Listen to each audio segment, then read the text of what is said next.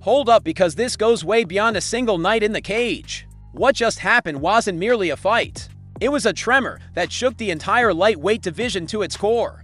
For months, the loyalists, the die-hard supporters, were convinced that Paddy Pimblett was untouchable. The narrative felt locked in.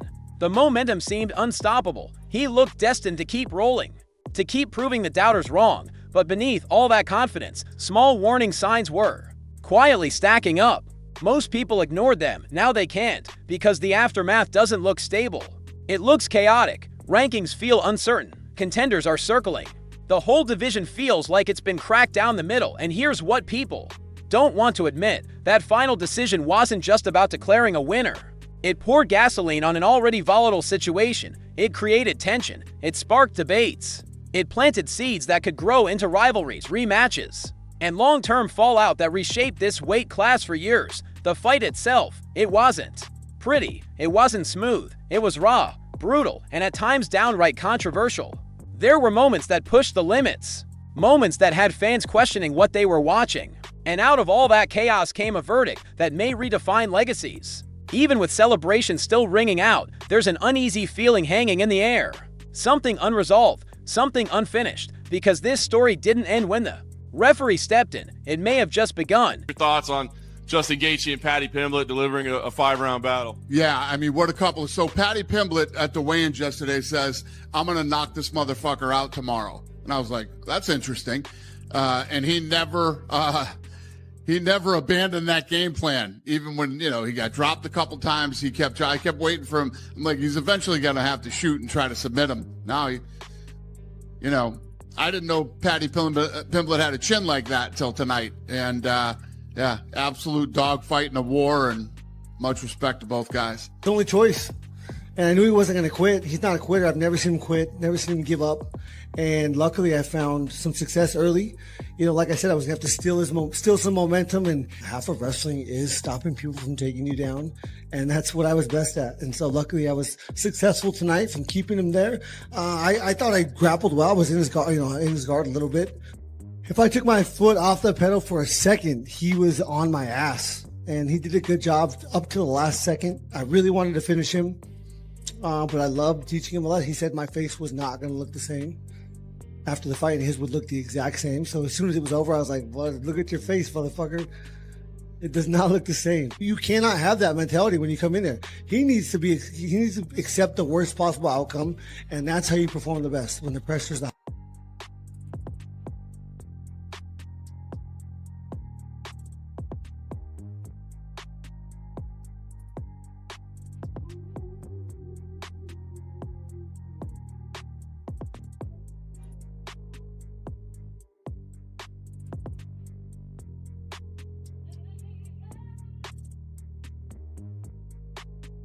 I know what I'm talking about. I knew Justin was going to win, but I will tell you guys, he won it in kind of a fluky way.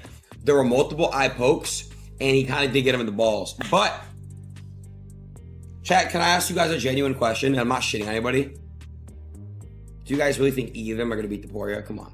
And I like both fighters, but, dude, I'm not going to lie, bro. Topuria is going to kill whoever. It doesn't matter. It really doesn't. It really does not matter. That's the problem. Dude, Topuria is it's going to be... You probably think you saw it all. The clips, the slow motion replays, the viral moments. But what really happened in those final seconds? Before the bell, that can't be captured in a highlight package. This wasn't just another fighter making the walk under bright lights. This was the athlete stepping into a pressure cooker, fully aware that every strike carried consequences beyond the scorecards. Every exchange wasn't just about winning a round, it was about carving their place into a story that would be argued over for years. When they stood across from each other, the atmosphere felt different, heavy, electric. You could sense that something bigger than a typical matchup was unfolding. Each punch thrown wasn't just an attack, it was a statement. Every kick that landed shifted momentum, not only inside the cage, but in the future of the division itself. The arena buzzed. But beneath the noise, there was silence, the kind that comes when everyone instinctively knows they're witnessing a moment that will echo long after it's over. Fans thought they were watching another fight night.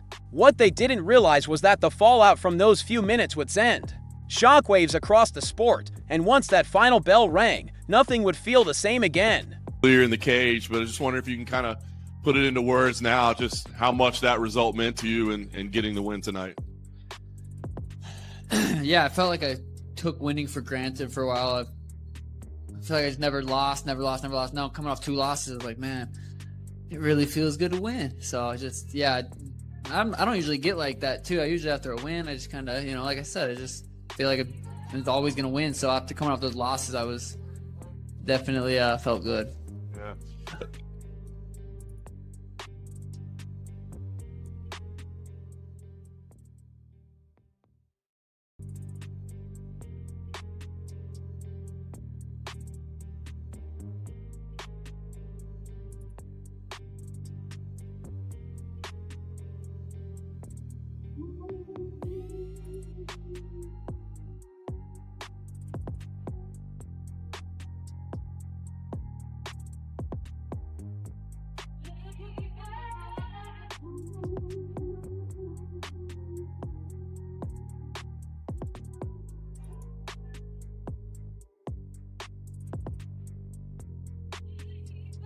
Not an easy fight, obviously, and you dominated the 3rd round. First 2 rounds were a little tougher. What do you think was the key to having such success in that 3rd round versus what played out in the opening 2 rounds? Yeah, I feel like the first 2 rounds, like, he took me down at the end of both of them, but he didn't really do anything.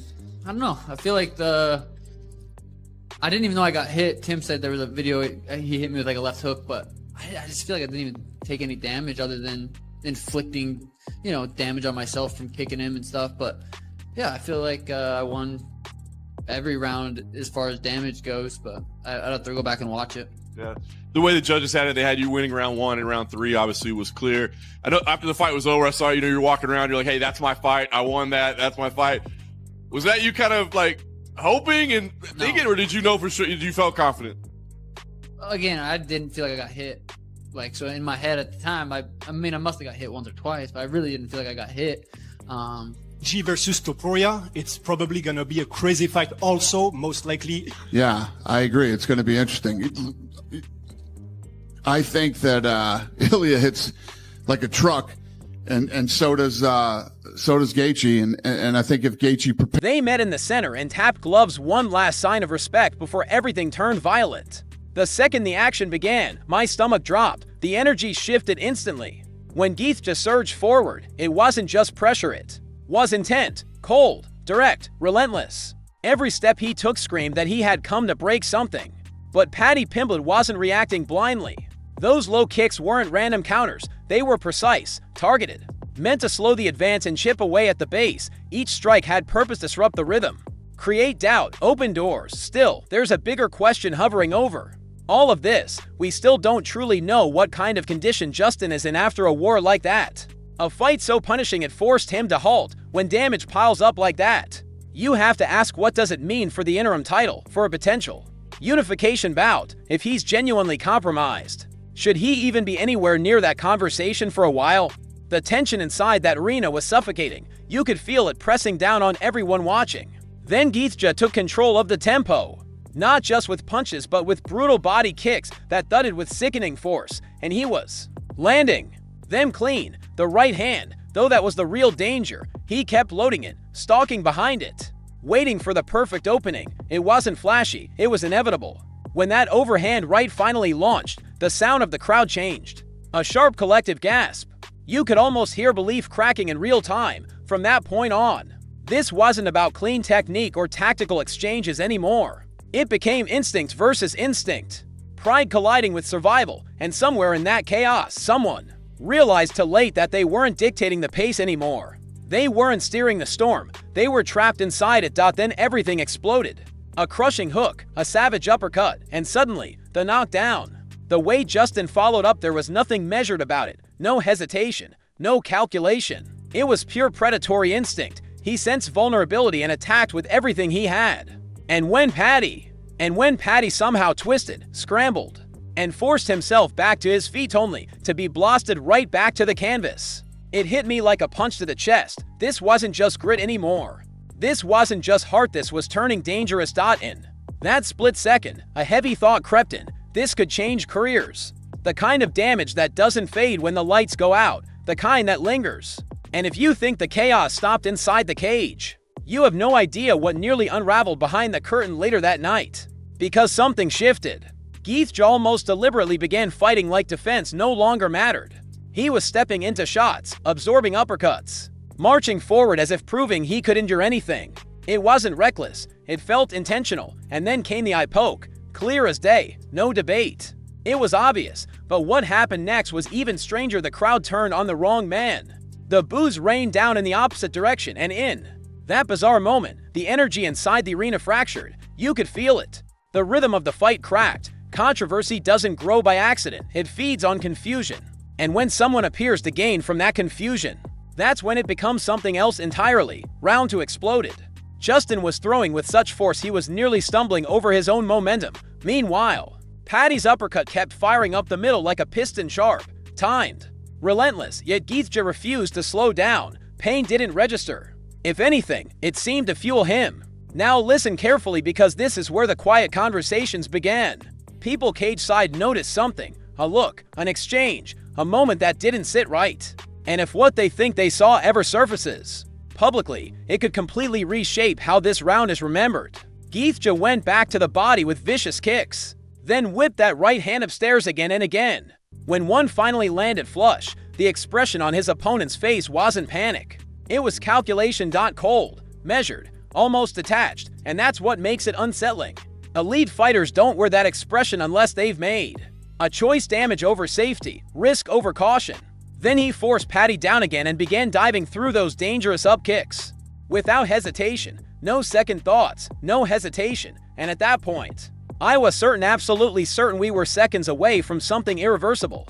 It felt like we were seconds away from catastrophe, like one more exchange would push it past the point of no return. Paddy survived that storm, but only just. His face was a mask of blood, swelling rising by the minute. You could see the damage accumulating in real time. Round 3 opened like fate was trying to finish the job. He was dropped again hard, almost as if the fight itself had decided he shouldn't be standing anymore. And yet, somehow, he rose, not stumbling, not broken, just back.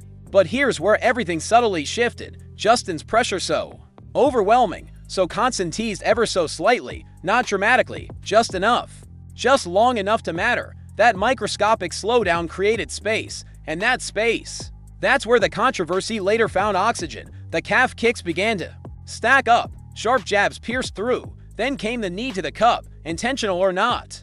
It halted everything. The rhythm died.